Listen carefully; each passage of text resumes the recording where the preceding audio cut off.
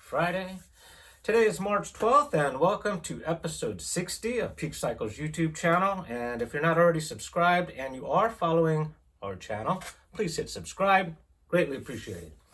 Took care of some house cleaning around the office here and added some color in the background for episode 60.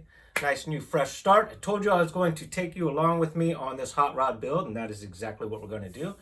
We're going to start with mounting plates, which we talked about just a few episodes ago. And only this time we're going to use threaded spacers, so it is a different process. I think you'll like it. After that, we're going to lengthen a standard fork to accept a 29-inch wheel.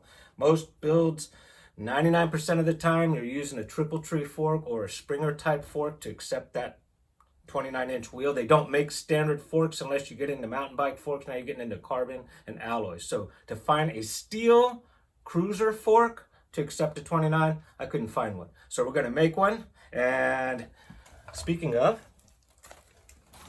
here's the wheel for this build.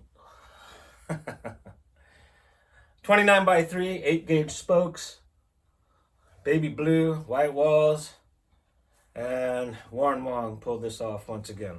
So let's go ahead and jump right into it and see what's happening with Peak Cycles.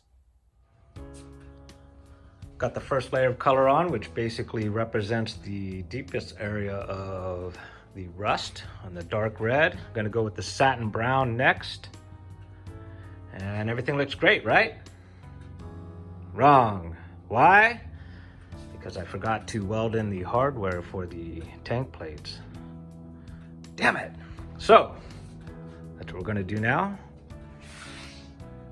Let's keep it moving. So this is the hardware we're gonna use on the tank. And to the right here are the Allen screws. These here in the center is what's called finish washers. And then the washers here on the left we're gonna use for spacers if need be.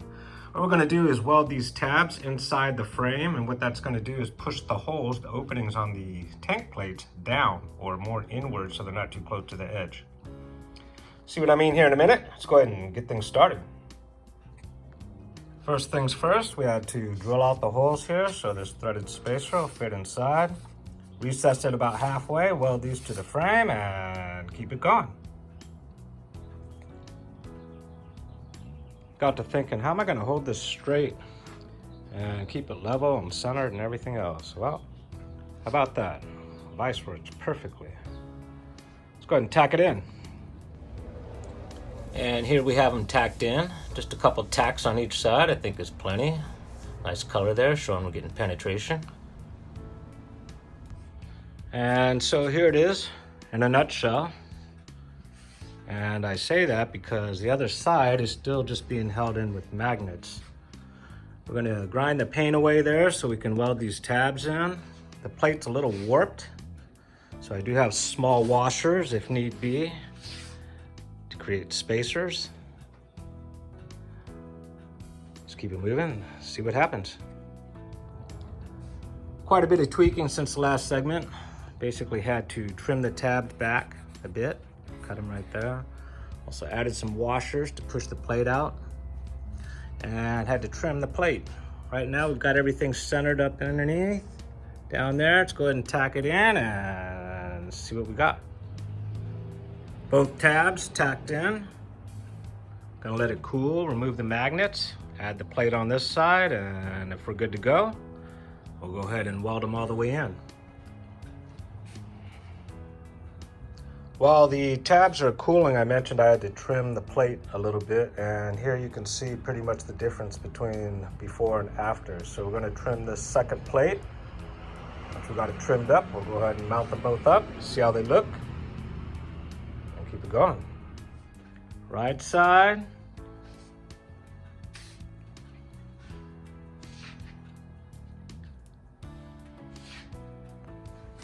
Left side.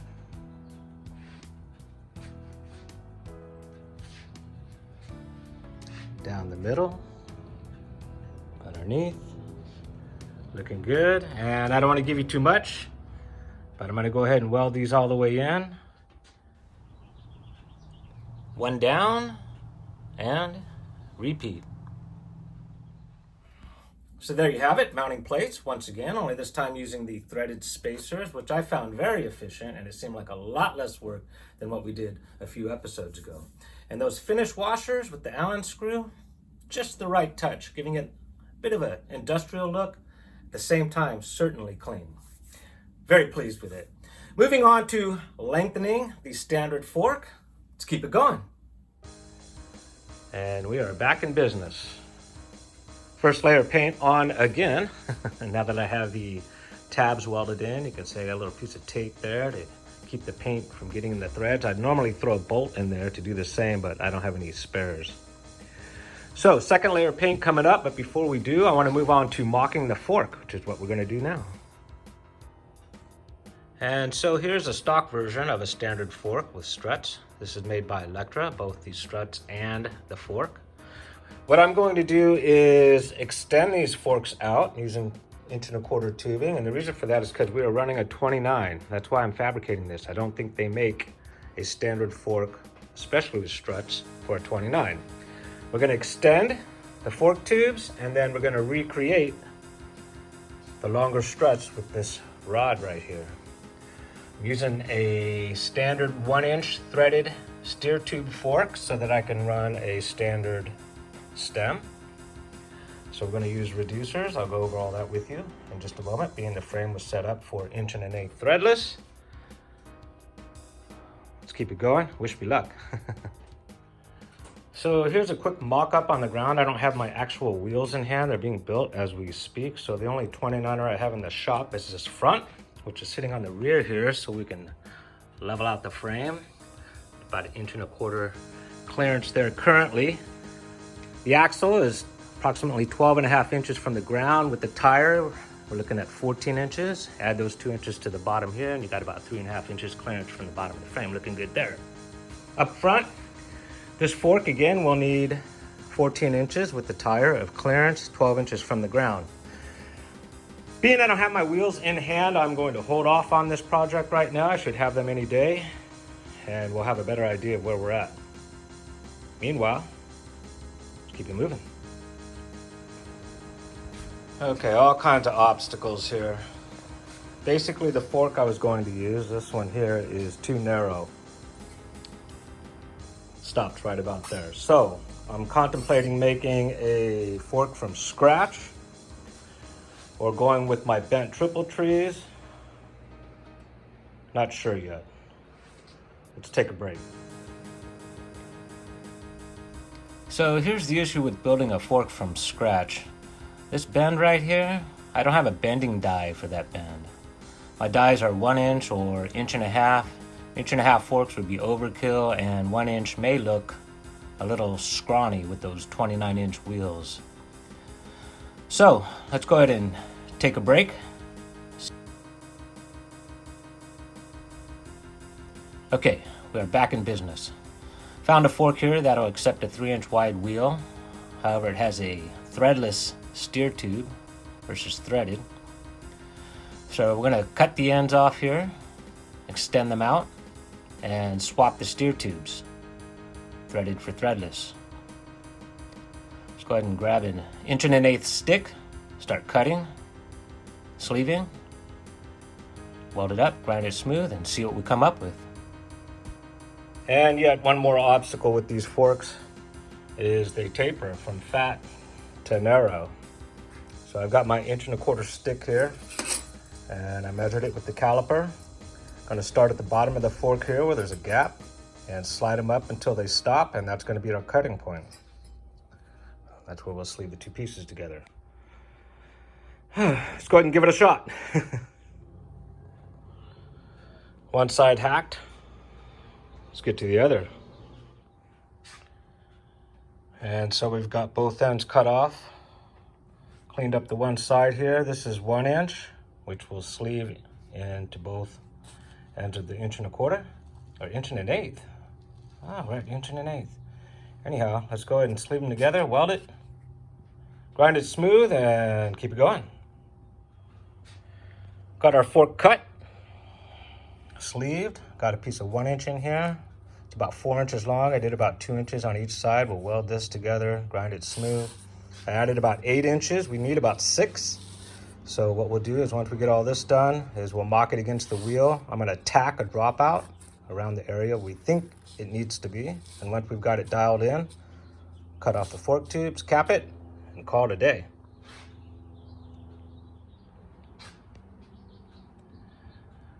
Got the extensions sleeved and tacked in. Gonna give it one last look before we weld it together. And something I want to touch on is you want to make sure that it is tapering. Remember, these were tapering from fat to narrow, so you want to make sure that this line is going straight, being it's leveling out here.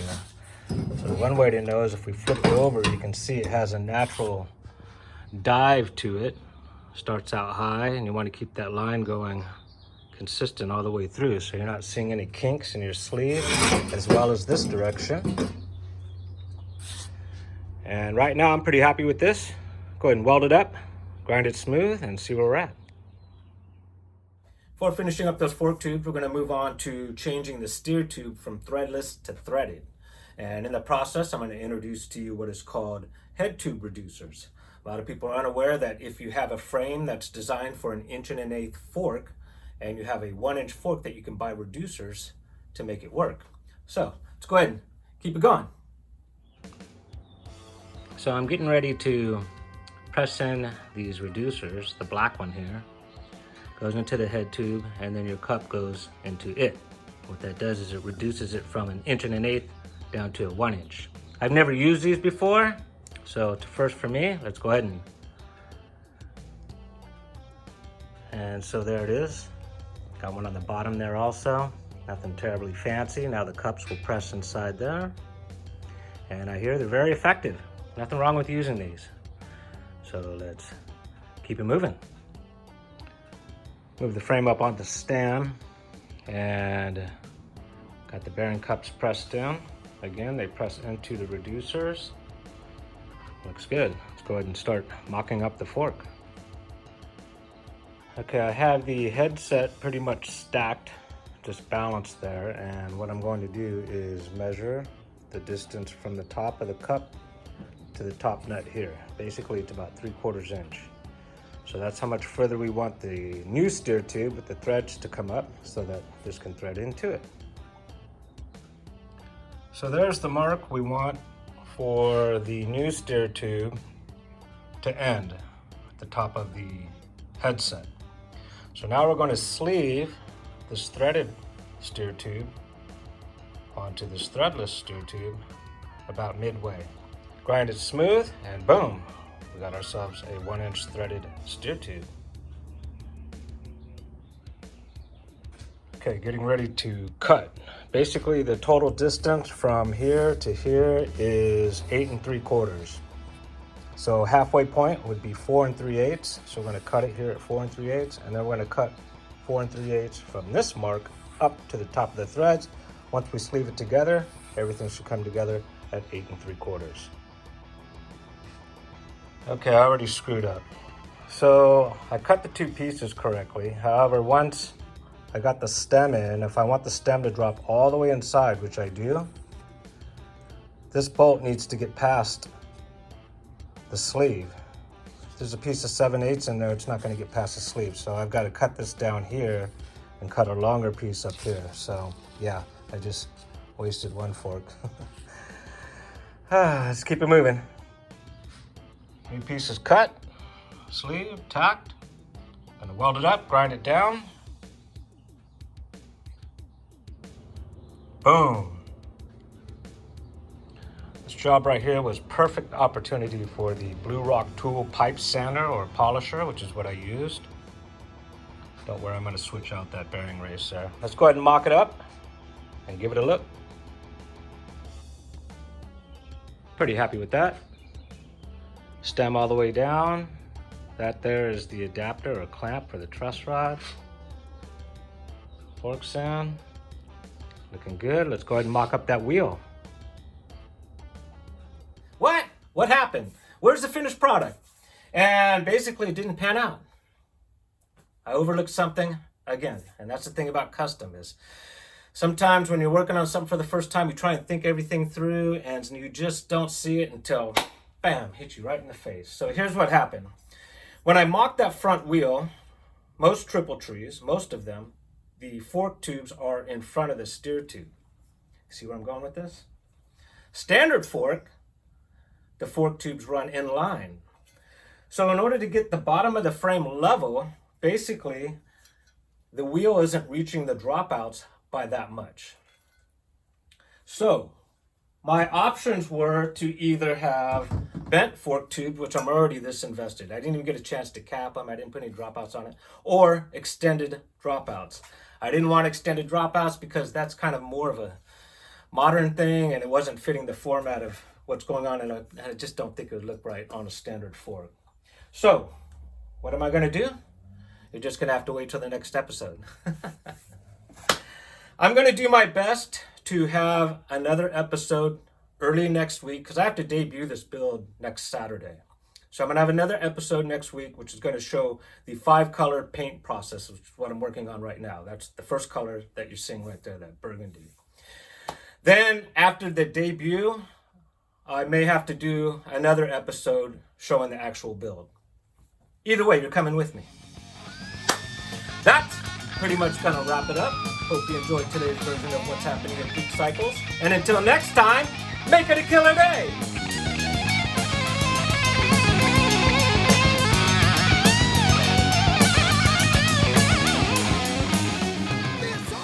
I'm back. I want to touch on something really quick in regards to today's episode, and that is, this is a perfect example of learning from your mistakes. And yes, it really sucks putting in all that work and not having it work out the first time or the second time, or in this case, 3 times. I used to get really bummed out having days like this, but anymore I try and look at it as a positive and that I learned something. Guarantee I won't be making that mistake again. So the next time something doesn't work out for you, don't get too discouraged. You're not alone. Keep building, stay consistent, and keep it fun.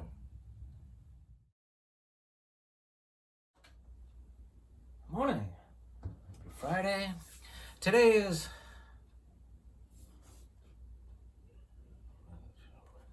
March 12th.